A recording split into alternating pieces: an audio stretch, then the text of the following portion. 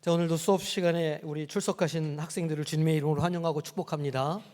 네, 오늘도 또 성령님께서 우리의 심령 가운데 성령의 은혜를 내려주셔서 또 알게 해주시고 깨닫게 해주시고 또 마음속에 깊이 이렇게 새겨지게 되는 역사가 있게 될 줄로 믿습니다. 네. 우리 오늘 PPT 띄워주시고 오늘 이제 두 번째 강의할 날인데 갑자기 그런 생각이 드네요. 하나님께서 십계명을 돌판에 새겨주셨잖아요. 그런데 그 현대 이제 과학문명이 막 발달하면서 이렇게 저장 장치들이 많이 발전하고 있어요. 그래서 옛날에 기억하실지 모르겠지만 이제 옛날에는 이제 돌판에 새기던 시대가 있었고 조금 지나서 이제 파피루스나 이런 종이에 정보를 남기는 시대가 있었죠. 그래서 처음에 하나님 말씀은 십계명 돌판에 새겨졌고 그 다음에는 파피루스와 같은 종이에 이렇게 글로 새겨졌어요. 그리고 이제 점점 시간이 지나면서 이제 이 글이나 데이터를 디지털화하는 시대가 됐지 않습니까? 그래가지고 처음에는 이제 카세트 테이프 같은 거에 음성으로 녹음하기도 하고 또 거기에 이제 디지털 정보를 저장하기도 하고 그런 시대가 됐다가 플로피 디스크 이만한 거를 쓰던 시대가 있었습니다. 80년대 3.5인치 디스크에 쓰던 시절도 있었고 지금은 이제 그런 거 안 써요. 지금은 뭘 쓸까요?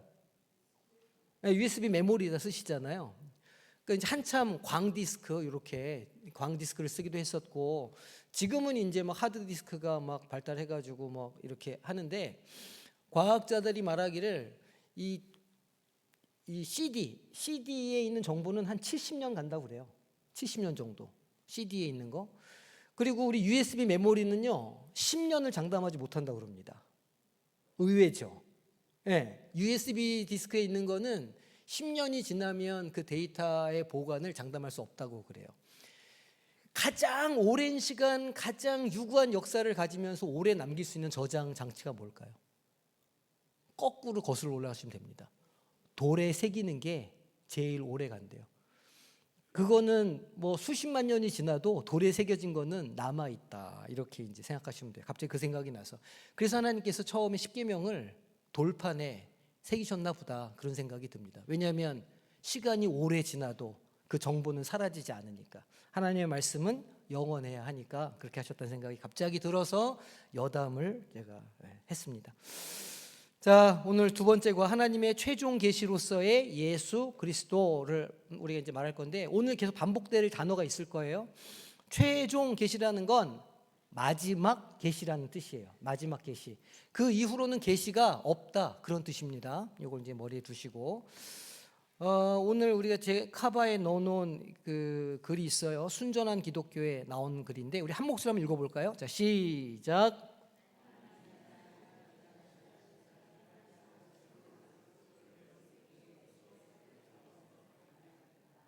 예. 참 멋진 통찰이에요. 그 높이 계신 전지전능하신 하나님께서 사람이 되셨는데, 낮아지셨는데, 굳이 사람들이 높아질 필요가 있는가 하는 거예요. 많은 사람들은 높아지려고 애를 쓴단 말이에요.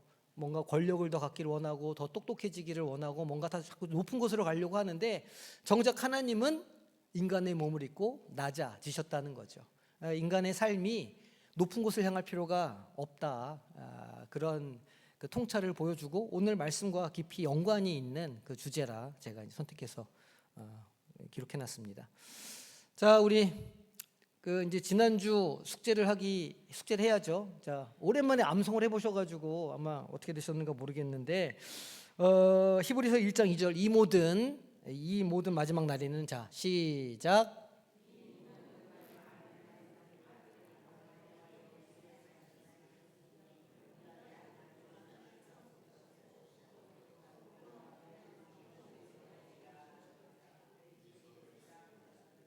아멘. 예. 조금 말이 어렵긴 하지만 오늘도 이제 반복돼서 나오는 주제이기 때문에 오늘 좀 더 자세하게 우리가 암송 구절을 한번 이야기하도록 하겠습니다. 자, 리마인드 퀘스트 지난주 거 우리 정리하는 시간인데 지난 일과에서 히브리서가 특히 구약에 나오는 레위기 제사 제도와 예수님을 연결하는 중요한 다리가 된다. 그러니까 히브리서가 구약과 예수님을 연결하고 있다 이제 이렇게 표현하고 있는데 왜 그렇게 얘기를 했을까요? 기억나십니까? 내가 물론 이런 반응을 제가 기대를 했습니다. 예상을 한 반응인데 그 조금 고민해 보셨어요? 히브리서가 주장하고 있는 바 구약의 제사와 예수님을 어떻게 연결하고 있느냐? 구약 제사는 반복적으로 드려지는 것이지만 히브리서는 예수님이 그 반복적인 제사를 드릴 필요 없이 어떻게 단번에 그 제물이 되셔서 단번 제사를 완성하셨다. 이제 이렇게 연결하고 있어요. 아주 단순하게 말하자면. 그러니까 예수님이 제물이 되어 주셨다. 그리고 대제사장이 되어 주셨다. 이제 이렇게 히브리서는 우리에게 이야기를 해주고 있죠. 굳이 안 적으셔도 되는데, 자, 두 번째 히브리서 1장 1절과 2절에서 하나님이 옛적에는 선지자들을 통해서 말씀하시고 마지막에는 아들을 통해서 말씀하셨다 이렇게 하는데 이게 무슨 말이냐는 거예요.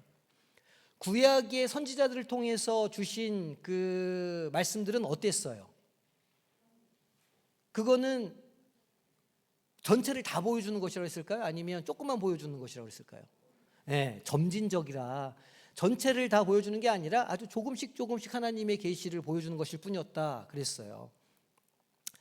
그래서 부분적이고 점진적인 계시지만 대신에 예수님은 그 모든 구약에 나와 있던 그 모든 계시들을 뭐 하시는 분이라? 완성하시는 분이라. 최종적인 계시가 되신다. 우리가 오늘 암송 구절을 한 것처럼 마지막으로 완전한 계시가 되신다. 이제 이렇게 우리가 지난주에 이야기를 나눠드렸습니다. 다시 좀 상기해 보시고 오늘은 이제 같은 본문이어서 우리가 이거를 다시 한번 반복을 할 거니까 기억이 안 나시더라도 너무 걱정하지 마시기 바랍니다.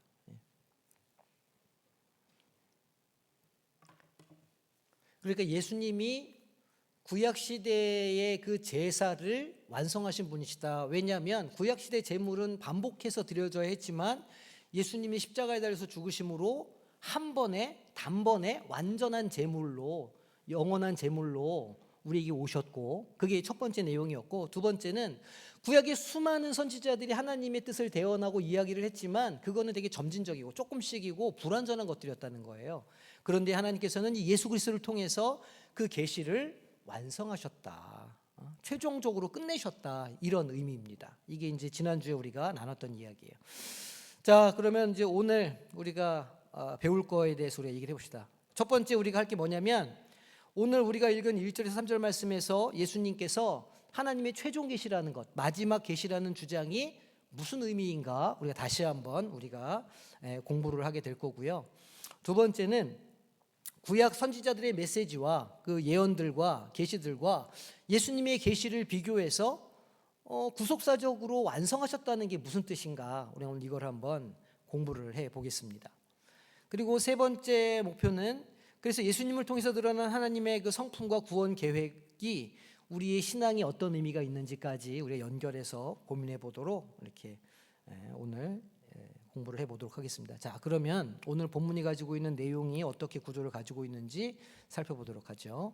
자, 첫 번째 1장 1절 옛적에는 누구를 통해서? 네, 그렇죠. 옛적에는 선지자들을 통해서 여러 부분과 여러 모양으로 그러니까 코끼리가 이렇게 있는데 옛날 선지자들은 누구는 코만 만지고 누구는 뒷다리만 만지고 누구는 꼬리만 만졌다는 거예요. 누구는 귀만 만졌다는 거예요. 그래서 그 선지자들은 하나님의 전체 계획을 알 수가 없었다는 거죠. 여러 모양으로 누구에게? 조상들에게. 지금 히브리서가 말하는 조상들은 누구겠어요? 히브리서 기자가 말하는 조상들은.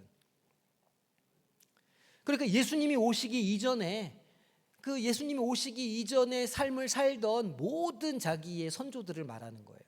그러니까 구약 시대를 살아간 모든 사람들을 말하는 거죠. 그러니까 구약 시대를 살아가는 모든 사람들에게는 선지자들을 통해서 말씀을 주셨다는 거예요. 그러니까 이제 원역사니까 창세기 1장에서 11장까지를 제외하고 생각해 보면 창세기 12장에 나오는 아브라함도 하나님과의 이렇게 관계를 맺었던 선지자라고 할 수 있고 아브라함, 이삭, 야곱, 요셉 다 하나님과 관계를 맺었던 선지자라고 볼 수가 있어요. 그리고 나서 이 족장 시대가 끝나고 그 다음에 이제 출애굽기 시대가 되면 모세가 그 역할을 맡게 되죠. 그래서 모세를 통해서 하나님이 백성들에게 말씀을 전해주셨고 그런 이제 흐름들이 계속 이렇게 온다는 말이에요. 자, 그리고 2절에서는 이 뭐는 일까요? 이 마지막에는 자 여기서 이제 마지막이라는 말이 나오죠. 마지막에는 누구를 통하여? 2절 말씀을 보니까 아들을 통하여 말씀하신다는 거예요. 하나님께서 마지막에는 아들을 통해 말씀하신다. 이게 이제 우리가 마지막이라고 하니까 약간 느낌이, 그러면 2000년 전에 예수님 오셨을 때 그때가 마지막이네. 그러면 예수님이 죽으신 이후, 승천하신 이후로는 이제 마지막이 끝났으니까 그 이후로는 아무런 계시가 없네, 이렇게 생각할 수 있잖아요. 근데 이게 번역상의 오류예요. 여기서 말하는 마지막은요, 영어로 last예요. last. 우리가 지난주에 할 때 영어로 last week 이렇게 말하거든요. 그러니까 지나간 시간 중에 가장 최근의 것을 영어로 last라고 말하고 그걸 번역해 놓은 거예요. 그러니까 이 마지막에는 뭐냐면, 우리가 살아온 모든 시간, 우리에게 있어서의 마지막은 언제냐면, 마지막 날은 언제였냐면 어제예요. 우리에게 있어서 마지막 날은. 그러니까 여기서 말하는 이 마지막에는 아들을 통하여 말씀하셨다는 것은 지금까지 계속해서 그 예수 그리스도를 통해서 하나님의 자녀들에게 말씀해 오고 계신다, 그런 의미예요. 헷갈리면 안 되는 겁니다. 무슨 일인지 이해가 되시죠? 여기서 말하는 마지막은 2000년 전에 마지막으로 끝났다, 이런 이야기가 아니고 예수님을 통해서 계속해서 우리에게 말씀해 주고 계신다, 어제까지 말씀해 주고 계셨다, 이런 의미인 거예요. 그러니까 그 시제를 잘 생각하셔야 돼요. 그래서 그 하나님께서 예수님을 만유의 상속자로 삼으셨다. 만유는 뭐냐면요, 세상에 존재하는 모든 것이에요. 이 세상에 존재하는 모든 것의 상속자, 이것을 받을 사람으로 예수님을 삼으셨다, 이런 뜻인데, 생각해 보시면 하나님의 구속사의 목표는 무엇일까요? 하나님께서 천지를 창조하시고, 하지만 사단이 아담과 하와를 꾀어서 타락하게 되고, 그래서 이 타락한 세상을 구원하시기 위해서 예수 그리스도를 보내셔서 예수님을 믿는 자들은 다시 처음 창조 상태로 되돌리시는 게 하나님의 구속사의 목적이잖아요. 그렇거든요. 그게 구속사의 목적이에요. 그러니까 하나님께 생각하시는 이 만유의 이 목적은 무엇이냐면, 결국은 이 피조물들이 하나님의 영광을 누리는 거예요. 말하자면 천국에 다 가게 하는 거예요. 이 땅 가운데 있는 불완전한 삶이 예수 그리스도를 통해서 완전하게 만드시는 게 하나님의 목표예요. 그러니까 예수님이 만유의 상속자라는 뜻은 예수님께서 그 하나님의 모든 계획을 완성하시는 분이시고 그 권세를 가지고 계시는 분이다, 그런 뜻이에요. 만유의 상속자가 되셨다, 하나님의 뜻을 성취하시는 분이다, 그런 의미입니다. 자, 3절에 예수님은 그래서 하나님의 영광에 뭐라고 지금 나와요? 3절에 영광의 광채시라, 빛이시라는 거예요. 예수님도 요한복음에서 자기를 뭐라고 그러셨어요? 나는 세상의 빛이라 말씀하셨잖아요. 만물을 붙드신다는 건, 이 고대인들은요, 우주가 어떻게 생겼다고 생각했냐면, 이렇게 땅이 이렇게 네모나면 하늘은 어떻게 생겼다고 생각했을까요? 우리 성지순례 가신 분들은 기억나세요? 땅은 네모네요. 그러면 하늘은 어떻게 생겼을까요? 동그랗게 생겼어요. 그래서 모든 성당의 지붕은 다 동그래요. 천국이 동그랗기 때문에 그렇게 생각했거든요. 그리고 그거를 받치고 있다고 생각했어요. 뭐 인도 사람들은 코끼리가 받치고 있고 누가 받치고 있고, 그런데 이 그리스도인들은 어떻게 생각했냐면 그 우주의 질서를 받치고 있으신 분이 누구냐? 하나님이라, 이렇게 생각했거든요.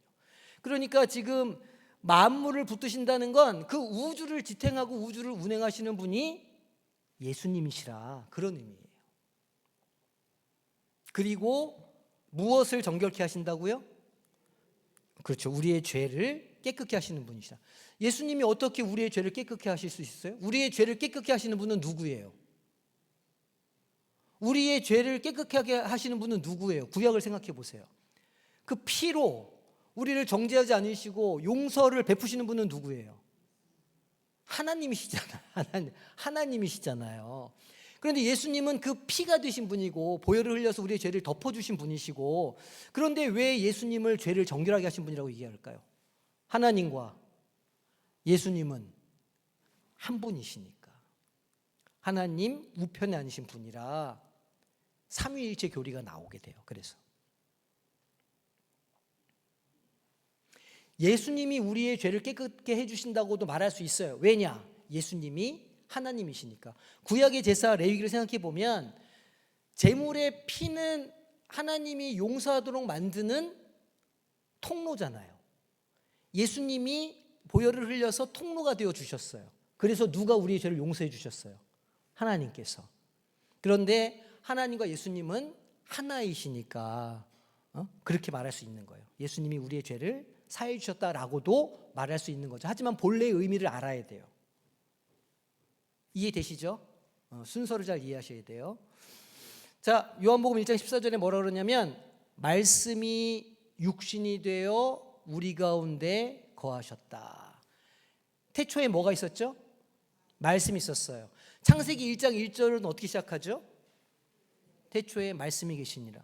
그죠? 땅이 혼돈하고 엉망진창이었어요. 그때 하나님께서 뭐라고 말씀하셨어요? 빛이 있으라. 말씀이 있으셨죠. 처음에 뭐가 생겼어요? 빛이 있으라. 예수님이 오늘 뭐라고요? 영광의 광채시라고. 이렇게 좀 대충 연결이 되시죠? 그래서 우리가 그 영광을 보니까 아버지의 독생자의 그 빛이 너무 빛나 보니까 독생자의 빛이구나. 그게 은혜와 진리가 그 안에 가득하더라는 거예요. 그 빛이 우리가 태양빛에 나가면 빛이 따뜻하잖아요. 지금 요즘 같은 때 얼마나 빛이 따뜻합니까? 근데 그것처럼 하나님 앞에 나아가면 예수 그리스도의 광채가 거기서 빛나는데, 하나님의 광채 예수 그리스도의 빛이 막 비치는데 마치 온기가 느껴지는 것처럼 우리에게 하나님의 은혜가 오고 하나님의 진리가 우리한테 온다는 거예요. 그 빛 가운데 나아가면. 그래서 광채라고 표현하는 겁니다. 자, 그럼 이제 본문으로 우리가 구조를 이제 핵심을 좀 요약해 보면, 첫 번째, 구약 시대에는 옛적이라고 말하는 거예요. 때를 보면 이 옛적은 어디를 기준점으로 하는 걸까요? 그렇죠. 예수님을 기준으로. 옛적은 예수님이 오시기 전을 말해요. 그리고 마지막 때는 언제예요? 예수님이 오신 이후로. 그래서 구약은 선지자들을 통해서 부분적으로 간접적으로 계시를 해주셨다는 거예요.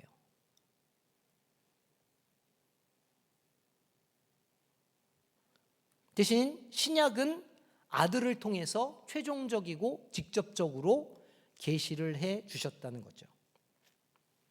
그래서 거기 제가 이제 교재 출애굽기 10장을 써놨는데, 이제 내가 너를 바로에게 보내. 여기서 내가 누굴까요? 이제 내가. 여기서 내가 누구예요? 네, 하나님이죠. 내가 너를, 여기서 너는 누구예요? 모세. 하나님께서 모세를 바로에게 보내서 너에게, 모세에게 내 백성, 하나님의 백성 이스라엘 자손을 애굽에서 인도하게 하겠다. 지금 모세에게 계시하시죠. 모세가 이것을 받을 때 모세는 그 계획이, 그 이스라엘 백성들을 출애굽시키는 그것이 예수 그리스도의 삶을 예표하는 거라는 걸 몰랐어요. 왜냐하면 부분적이니까. 우리는 알아요. 왜냐하면 예수님을 통해서 우리는 어떤 계시를 받았어요? 완전한 계시를 받았어요. 그래서 우리는 출애굽기의 내용이 예수 그리스도에 대한 원형이구나, 예수 그리스도를 상징하고 있구나, 이걸 우리는 다 알고 있어요. 하지만 모세는 몰랐어요. 모세는 우리보다 몰랐어요. 대단하죠? 우리는 모세보다 어떤 자들이에요?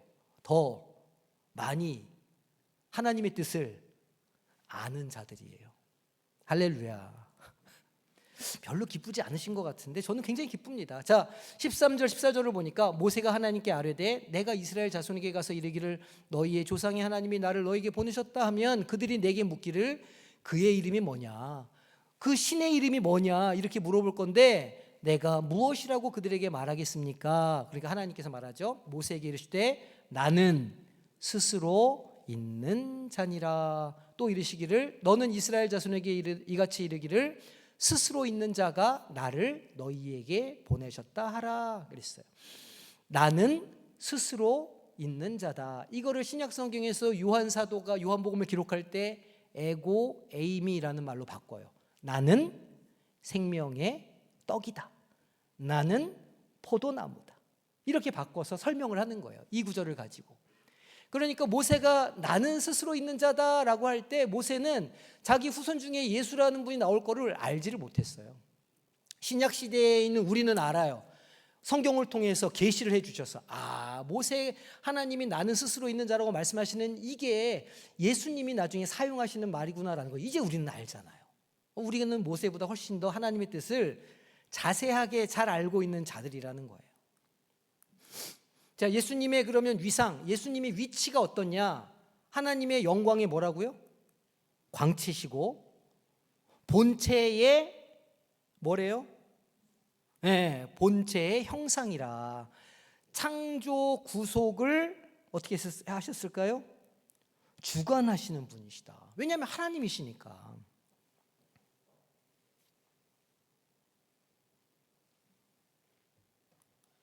자, 그리고 한 가지 더 이야기하는 건 속죄와 하나님의 하늘로 올라가시는 승천의 사건이에요. 예수님께서 무엇을 정결케 하셨죠? 네, 우리의 죄를 정결케 하셨어요. 그리고 하나님 보좌 어디에? 우편에. 우편은 누구의 자리예요? 아들의 자리예요. 장자의 자리. 앉으심으로 무슨 사역을 완성하셨을까요? 메시아로서의 사역을 완성하셨어요. 자, 히브리서 9장 12절을 보니까 염소와 송아지 피로 하시는 게 아니라 오직 자기의 피로 속죄를 이루셨어요. 어떤 속죄래요? 영원한 속죄. 우리가 어떤 죄를 지었어도 예수 그리스도의 이름을 진심으로 부르면, 주님의 보좌 앞에 전심으로 나아가면, 은혜의 보좌 앞에 나아가면 그 죄를 사함 받는다는 거예요. 단번에 성소에 들어가셨어요. 그래서 하나님 보좌 우편에 앉으셨다는 거예요. 자, 이게 오늘 우리가 다룰 핵심 내용들입니다. 자, 그러면 우리가 말씀 속으로 한번 들어가 보겠습니다. 자, 먼저 첫 번째 문제. 자, 히브리서 1장 1절과 2절에 하나님은 옛적에는 누구를 통해 말씀하시고 마지막에는 누구를 통해 말씀하셨죠? 옛적에는 선지자를 통해 말씀하셨고 마지막에는 누구를 통해서요? 아들을 통해서 말씀하셨다. 그러니까 사실 우리는 구약 성경도 참 재밌게 잘 읽잖아요. 그리고 이제 강단에서 구약 성경을 설교하기도 해요. 저도 그렇고 많은 목사님들이 설교를 합니다. 그런데 구약 성경에 나오는 하나님의 이야기들은 완전해요? 완전하지 않아요? 히브리서에 따르면 완전하지 않은 거예요. 거기에는 하나님의 뜻이 나타나긴 했지만 점진적이고 부분적으로 나타나요. 그래서 거기 구약 성경에 나타난 하나님의 뜻을 온전히 이해하려면 어떻게 해야 될까요? 예수 그리스도를 통해서 그 이야기를 봐야 돼요. 예수님이라고 하는 안경을 쓰고 그 이야기를 볼 때 비로소 그 이야기가 완전해져요.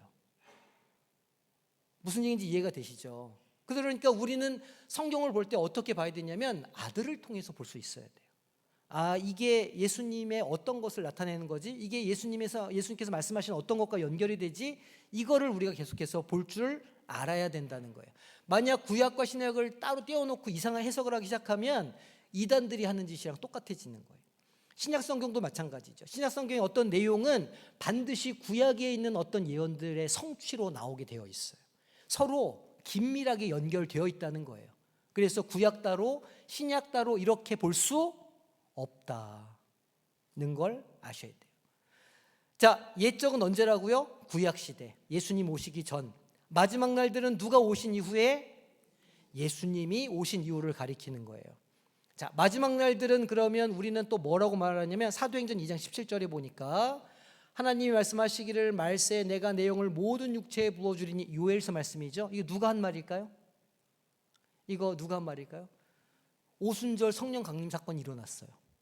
그래가지고 그 마가의 다락방에 있는, 우리가 이제 2년 후에 거기 또 가보겠지만 마가의 다락방에 있는 사람이 막 방언을 기도를 하니까 주변에 있는 사람들이 깜짝 놀랐어요. 야, 우리가 본도와 아시아와 부르기아와 온 사방에서 온 현지인들인데 어떻게 거기 언어로 우리가 하나님이 하신 일을 듣냐, 막 놀래가지고 사람들이 아우성이 났어요. 저 사람들 낮술에 취한 거 아니야? 이렇게 하니까 누가 답답해서 일어나서 얘기를 하기 시작했을까요? 베드로가 얘기하는 거예요. 요엘서에 말씀하시기를 말세에 영을 부어주시겠다고 했는데 우리가 지금 그 영을 받은 거다. 무슨 시대가 되었다? 성령의 시대가 되었다는 거예요. 그러니까 마지막 날에는 예수님께서 누구를 통해서 말씀하실까요? 예수의 영이신 성령을 통해서 우리에게 말씀하신다는 거예요. 그러니까 성령 충만해야 하나님의 말씀도 깨달아지고 알아지고, 성령 충만해야 우리의 마음속에 새겨지고, 돌판 마음 신비의 색이라고 말씀하시잖아요.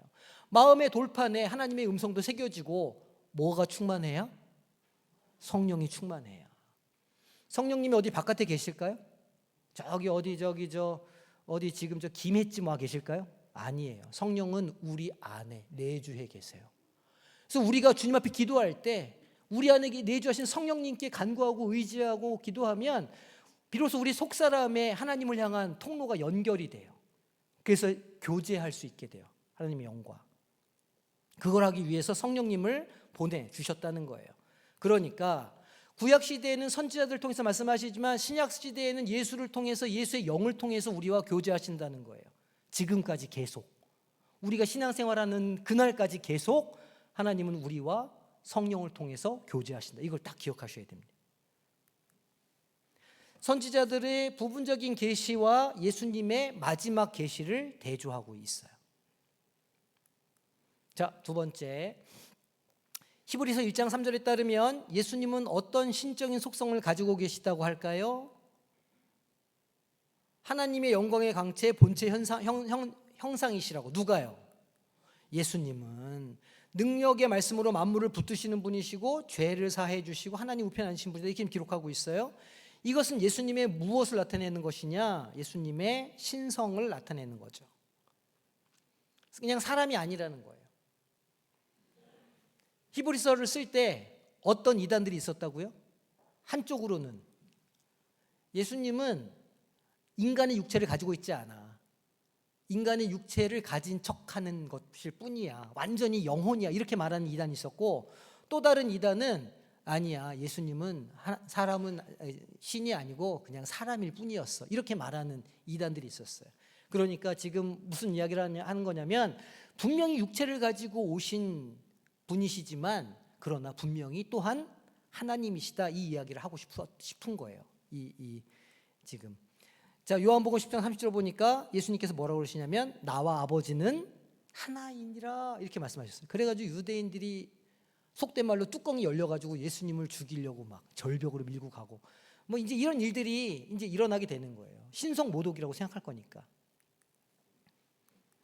자, 3번 문제.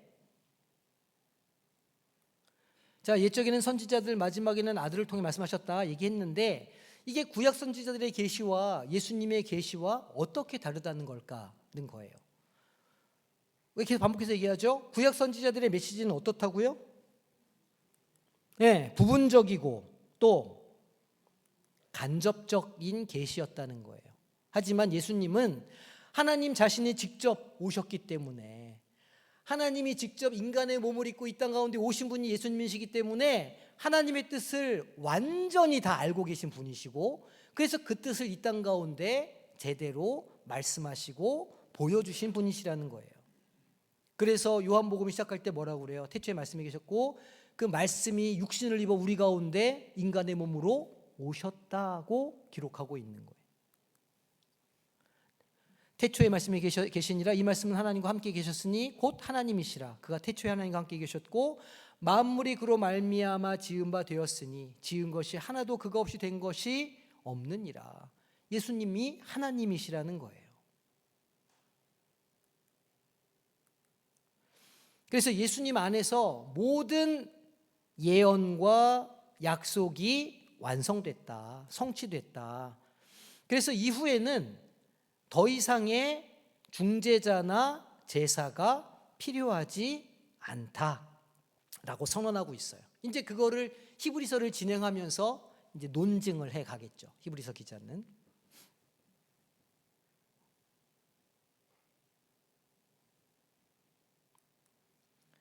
그러니까 구약 성경이 그러면 진짜 예수님을 예표하고 있느냐? 예표하고 있어요. 이사야서 53장 4절에 뭐라고 그러죠? 함께 읽어보겠습니다. 거기 우리 교재 기록되어 있어요. 자, 시작.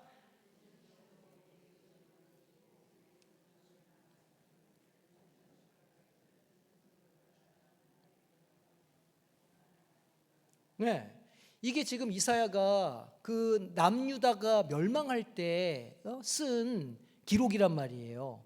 그 남유다 멸망한 게 785년 뭐 이렇게 이야기하니까 BC, 그러니까 예수님 오시기 전에 7, 800년 전의 일이에요. 그때 이사야가 하나님부터 계시를 받은 거예요. 이사야가 이 계시를 받았을 때 이 이사야가 이 말씀의 뜻을 알고 있었을까요? 이해하지 못했을 거예요. 부분적이니까. 하지만 우리는 알죠. 우리는 딱 보니까 이거 예수님 얘기네. 다 알잖아요. 자, 시편 2편은 뭐라고 기록하고 있죠? 내가 여호와의 명령을 전하노라. 여호와께서 내가 이르시되 너는 내 아들이라. 하나님께서 말씀하시는 거예요. 우리는 이 아들이 누구를 말하는 건지 너무 잘 알잖아요. 자, 시편 110편 4절. 여호와는 맹세하고 변하지 아니하시리라 이르시기를 너는 멜기세덱의 서열을 따라 영원한 제사장이라. 이미 시편에 멜기세덱의 가문에 예수 그리스도가 날 것을 이미 말씀하고 있었어요. 하지만 시편 기자는 이게 무슨 말인지 절대 이해하지 못했을 거예요. 이사야 53장 5절은 말하죠. 그가 찔림은 우리의 허물 때문이요 그의 상함은 우리의 죄악 때문이라. 그가 징계를 받음으로 우리가 평화를 누리고 그가 채찍에 맞음으로 우리가 나음을 받았다.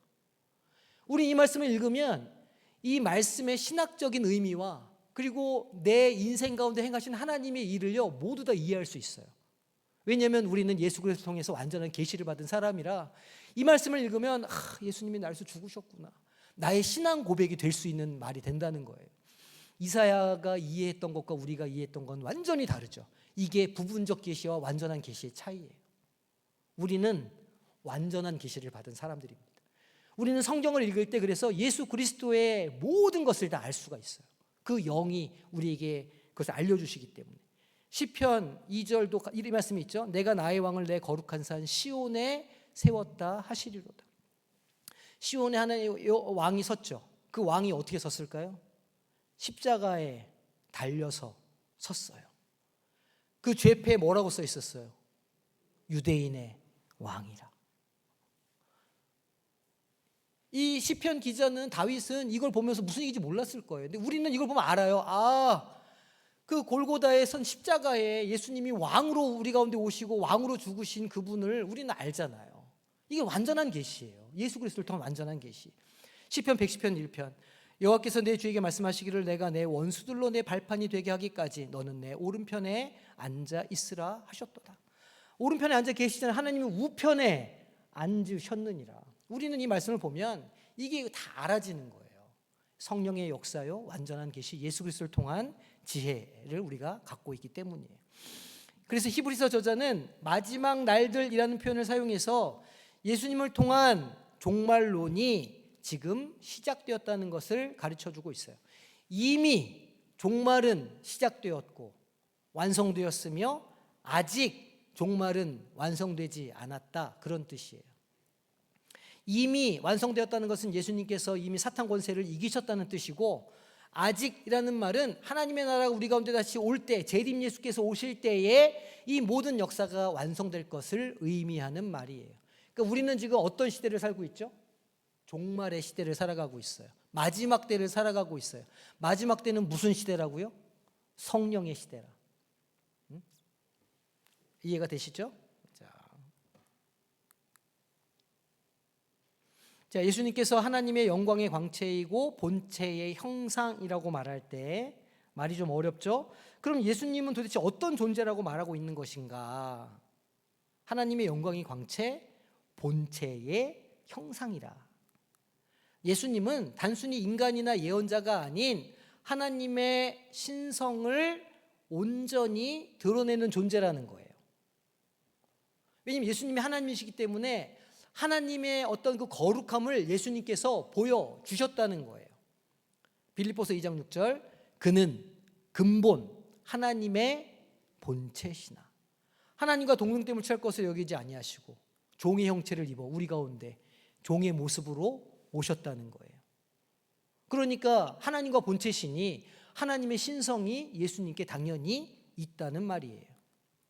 곧 예수님은 창조와 구속을 이루시는 하나님과 동등한 분이시라, 같은 분이시라. 구약의 예표가, 구약의 수많은 예언들이 실제로 몸을 입고 이 땅 가운데 형상으로 나타난, 실제로 구현된 메시아시라는 거예요.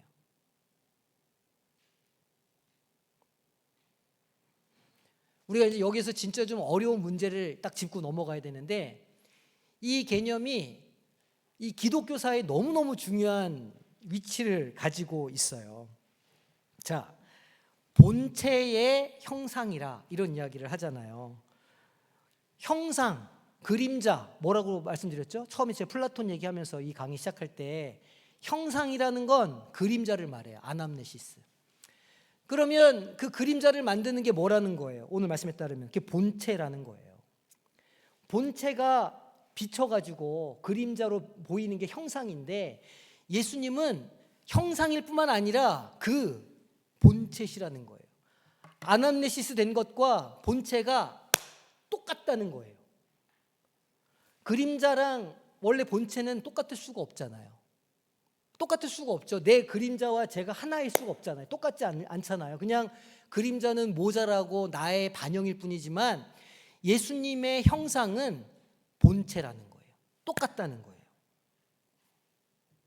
그래서 초대교회 교부들이 굉장히 헷갈려하기 시작했어요. 교부들은 이것을 통해서 예수님의 완전한 신성을 해석했어요. 아, 예수님이 인간의 모습을 갖고 계시지만 완전한 하나님이시구나, 이렇게 이해하기 시작했어요. 그래서 니케아 신경을 AD 325년에 말하자면 사도신경인데, 니케아에서 쓴 사도신경, 이게 우리 기독교 역사에 나온 첫 번째 신조예요. 사도신경이에요.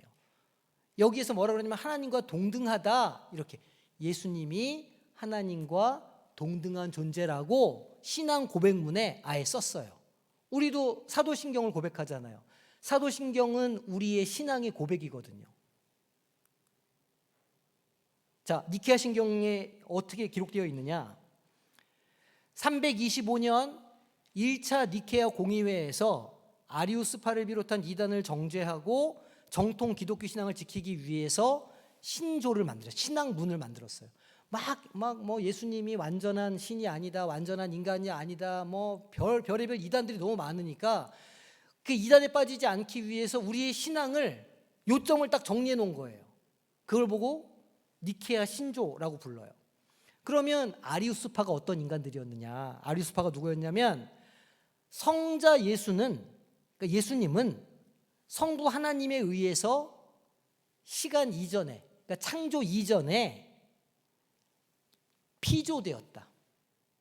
하나님께서 예수님을 피조하셨다는 거예요. 그게 아리우스파의 주장이었어요. 그래서 예수님은 영원한 존재가 아니라는 거예요. 피조물이니까 하나님처럼 영원한 존재가 아니다, 이렇게 주장하는 이단들이 초기 기독교에 아주 득세를 했어요. 심지어는 신학의 한 파가 돼서, 아리우스파라고 이 알렉산드리아에 있는 그 학파인데, 여기서 이제 이렇게 주장하기 시작했던 거예요.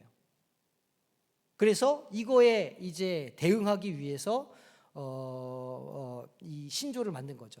그러니까 아리우스에 따르면 성자가 성부라고 하는 성경의 이 증언들이 다 그냥 비유적인 표현일 뿐이다. 그냥 그게 비유적으로 표현한 것이지 실제 그런 게 아니다라고 성경의 내용을 부정하기 시작했던 거예요. 그래서 니케아 신경을 이게 이제 직역해서 번역해 놓은 건데 비슷해요. 우리는 한 분이신 하나님을 믿는다. 하나님은 한 분이시다. 그분은 전능하신 아버지이시며 유형무형한 만물의 창조주시라. 우리도 그렇게 고백하잖아요. 그리고 우리는 한 분이신 주 예수 그리스도를 믿는다. 예수님도 한 분이시죠.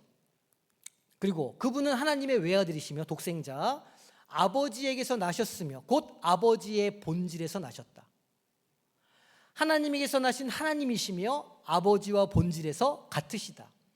그러니까 초대교회 이 교부들이, 신학자들이 얼마나 머리가 아팠겠어요. 분명히 구약시대 하나님이 계시고, 그리고 예수님이 이 땅 가운데 인간의 몸으로 오셨는데 예수님이 자꾸 뭐라고 그러시냐면 내가 하나님의 아들이다, 이렇게 말씀하시고, 심지어는 나와 아버지는 하나라, 이렇게 말씀하시니까 이거는 이제 이 양반들이 너무너무 고민이 많이 된 거예요. 그래서 신학적으로 이렇게 정리를 해놓은 거예요. 예수님과 아버지는 본질상 하나다라는 거예요. 이렇게 신경을 만들어 놓은 거죠. 그분으로 말미암아 만물이, 하늘에 있는 것들이나 땅에 있는 것들이 생겨났다. 지금 히브리서의 고백과 똑같죠? 만물이 하나님의 말씀으로 말미암았다는 거예요. 그분은 우리 인간을 위하여, 우리의 구원을 위하여 내려오사 육신을 취하시고 사람이 되셨으며, 고난을 받으시고 사흔날 부활하시고 하늘로 올라가셨으며, 산 사람과 죽은 사람들을 심판하러 오실 거다. 우리 사도신경이랑 되게 비슷하죠. 그리고 우리는 성령을 믿는다. 왜냐하면 성령의 시대니까. 이게 이제 그들의 가지고 있던 사도신조, 사도신경이에요. 그러면서 이 사도신경 밑에 주석을 달았어요. 뭐라고 주석을 달았냐면, 그분이 존재하지 않는 시대가 있었다라고 주장하는 사람들, 나시기 전에는 존재하지 않았다라고 주장하는 사람들, 그리고 또는 비존재에서 생겨났다거나, 이게 약간 철학적인 언어예요. 히포스타시스 또는 우시아에서 존재한다고 말하는 사람들을, 그러니까 헬라 철학이 근거해서 이제 예수님이 이상하게 표현하는 것들이죠. 이런 사람들을, 또는 하나님의 아들은 창조되었으며 변할 수 있으며 달라질 수 있다고 말하는 사람들을 보편되고 사도로부터 이어오는 교회에서 파문한다. 이게 니케아 신경이 기록하고 있는 내용이에요.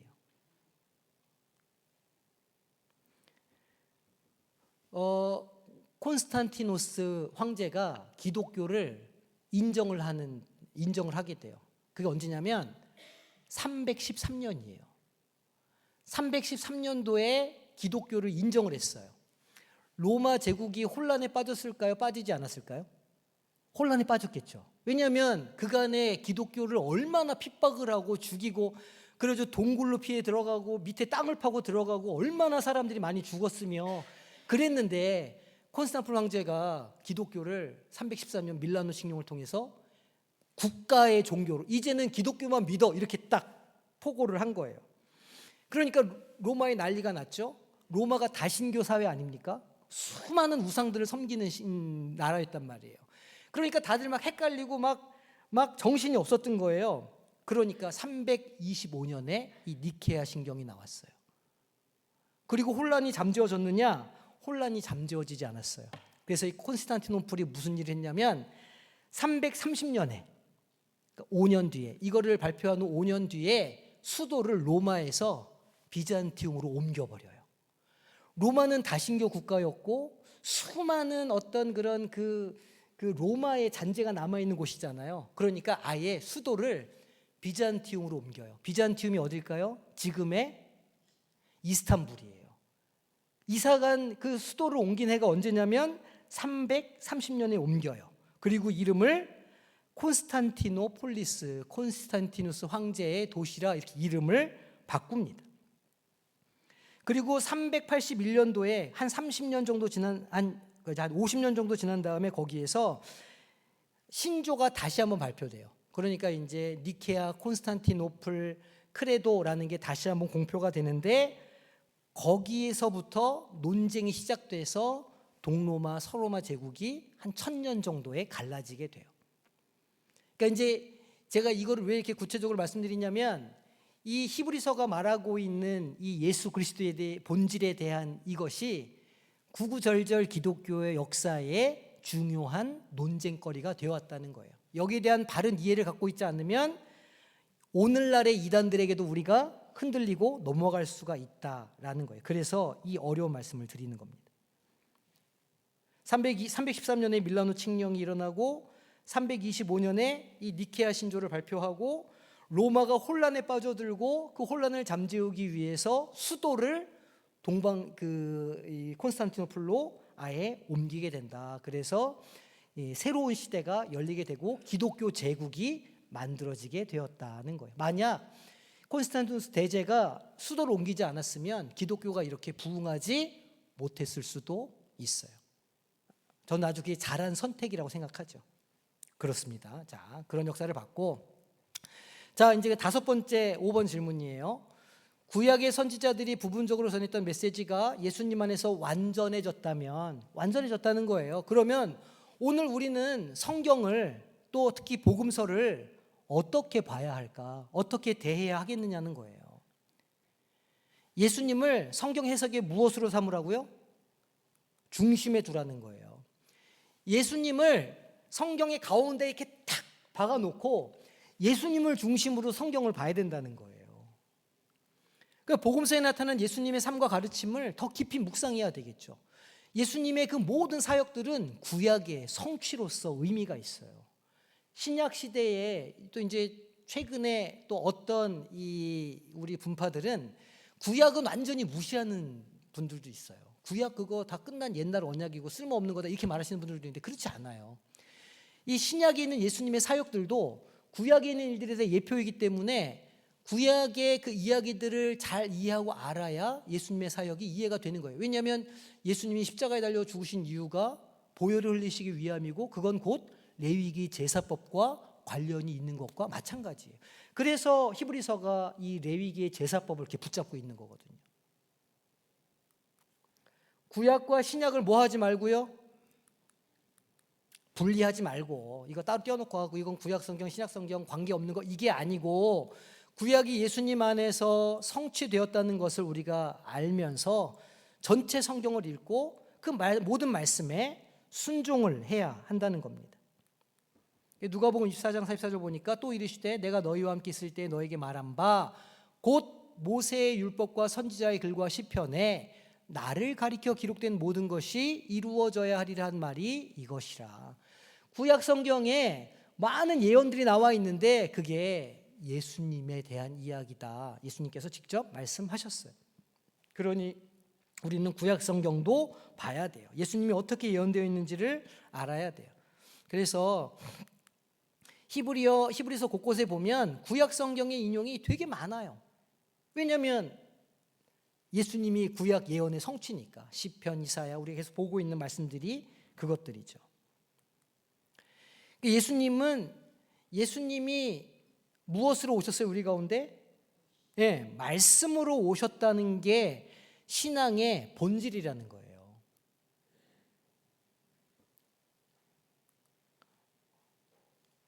자, 6번째 질문. 예수님이 하나님의 영광의 광채이자 본체 형상이라면 그럼 우리는 어떤 믿음과 확신을 가질 수 있을까요? 또 일상에서는 그 믿음과 확신을 어떻게 드러낼 수 있을까라는 적용 질문이에요. 예수님은 곧 하나님이시니까 하나님이시기 때문에 우리의 죄와 고난의 문제를 해결하시는 능력이 예수님께 있어요. 그래서 우리가 무슨 능력을 찬양합니까? 찬양할 때 예수 그리스도의 보혈의 능력을 찬양해요. 왜냐하면 그 보혈의 능력이 우리의 죄를 씻고 우리의 아픈 것을 고치고 우리의 문제를 해결해 주기 때문에 그 예수님의 보혈의 능력이 곧 하나님의 능력이시니까 그렇게 찬양하는 거예요. 히브리서 4장 16절 그러므로 우리는 긍휼하심을 받고 때를 따라 돕는 은혜를 얻기 위하여 은혜의 보좌 앞에 담대히 나아가야 된다 말하는 거예요. 우리가 뭘 받는다고요? 긍휼하심을 받는 거예요. 긍휼하심을 받는다는 건 우리에게 자격이 있다는 거예요, 없다는 거예요? 없다는 거예요. 내가 이번 주에는 죄를 5개 지었으니까 이번 주에는 내가 하나님께 나아갈 만한 존재고 어떤 주에는 내가 죄를 한 250개쯤 지었으니까 내가 하나님께 나아갈 수 없는 존재고 그렇지 않다는 거예요. 하나님 앞에 나아가는 사람들은 뭘 받아야 나아갈 수 있어요? 긍휼하심을 받아야. 죄가 많고 적음이 문제가 아니고 하나님 앞에 내가 긍휼하심을 받아야 할 존재라는 걸 아는 사람들은 하나님 앞에 누구나 언제나 나아갈 수 있다는 거예요. 그래서 어떤 때든지 하나님께서 우리에게 은혜를 베풀어 주신다는 거예요. 그래서 그 보좌 앞에 나아가라는 거예요. 심판의 보좌예요? 정죄의 보좌일까요? 판단의 보좌일까요? 아니에요.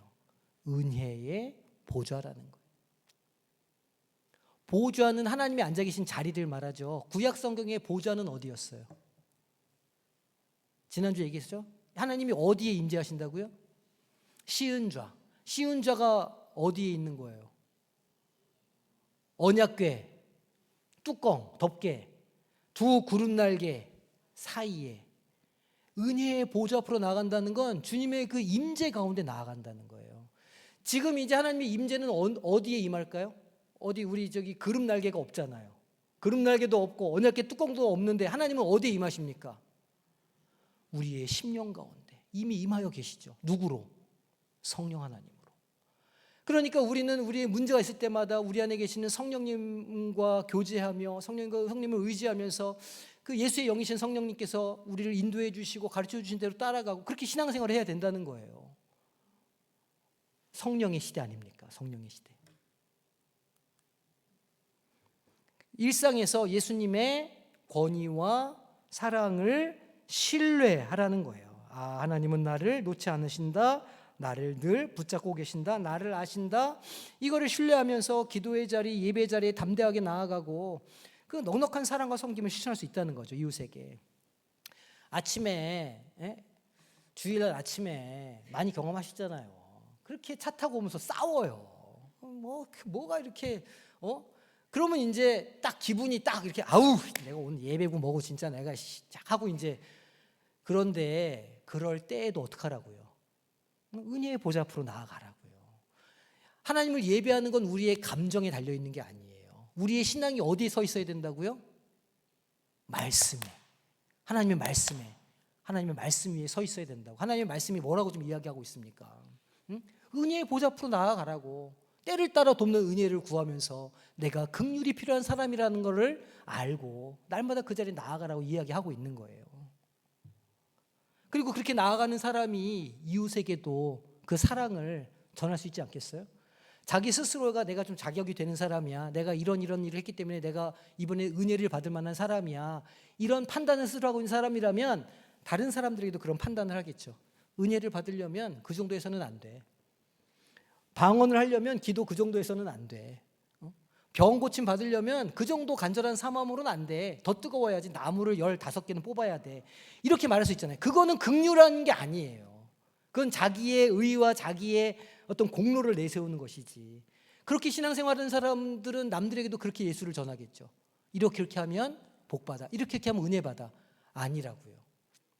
긍휼을 받는 존재여야 은혜의 보좌 앞으로 나갈 수 있고 누구라도 긍휼을 받을 수 있는 존재라. 이거를 알면, 그걸 깨달으면 그제서야 이웃들을 사랑하고 섬길 수 있게 될 거라는 거예요. 오늘도 역시 요한일서 4장 19절 우리가 사랑함은 그가 먼저 우리를 죽기까지 사랑하셨습니다. 그가 우리를 자신의 몸을 아낌없이 내어주시기까지 자기 피를 한 방울도 남김없이 다 흘리시기까지 우리를 사랑하셨기 때문이라. 그러니 우리도 서로 사랑해야 하고 사랑할 때 비로소 우리가 제자인 줄 알게 될 거라. 사도 요한이 노년에 자기의 그 일생을 쫙 돌아보면서 쓴 거예요. 그래 생각해 보니까 내가 진짜 수많은 일을 당하고 반모섬에 갇히기도 하고 하나님의 놀라운 계시도 받지만 제자가 된다는 것은 서로 사랑하는 것이구나. 말년에 그걸 안 거예요. 그렇게 쓴 거죠. 그러니 우리도 어떻게 하고 살아야 돼요? 서로 사랑하고 살아야 된다.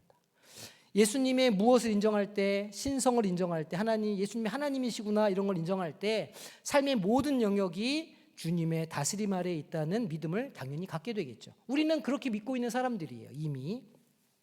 그래서 그 믿음은 긍휼에 의거한, 은혜에 의거한 이 믿음은 두려움이 아니라 자유와 소망으로 이끌어가요. 그래서 성령의 시대에 성령에 사로잡힌 사람의 심령에는 뭐가 있을까요? 자유함이 있어요. 자, 토론 주제는 집에 가서 각자 이거를 앞으로도 할 시간이 있을까가 상당히 의심스러운데, 자, 구약시대 선지자들과 예수님을 비교해 볼 때 완전한 메시지를 받은 우리는 어떻게 살아야 될까? 성경을 읽을 때 모세보다 이사야보다 그 다윗보다 하나님에 대해서 더 많이 알고 있는 우리는 하나님의 말씀을 읽으며 어떻게 살아야 될까 한번 고민해 보세요. 완전한 계시를 알고 있는 우리의 삶은 어때야 할까? 예수님의 가르침을 일상에 적용해 보시는 삶을 이번 주간 살아보시기를 바랍니다. 자, 히브리서 1장 3절 오늘의 암송 구절이에요. 자, 한 목소리로 읽겠습니다. 시작. 이는 하나님의 영광의 광채시요 그 본체의 형상이시라. 그의 능력의 말씀으로 만물을 붙드시며 죄를 정결하게 하는 일을 하시고 높은 곳에 계신 지극히 크신 이의 우편에 앉으셨느니라. 아멘. 또 한 주간 이 말씀을 잘 붙잡고 또 살아가시기를 바랍니다. 자, 3과 처음에 보면 복습 문제가 있어요. 오시기 전에 그 문제 답을 한번 쫙 달아보시고 그렇게 오시기를 바랍니다. 네, 알겠습니다.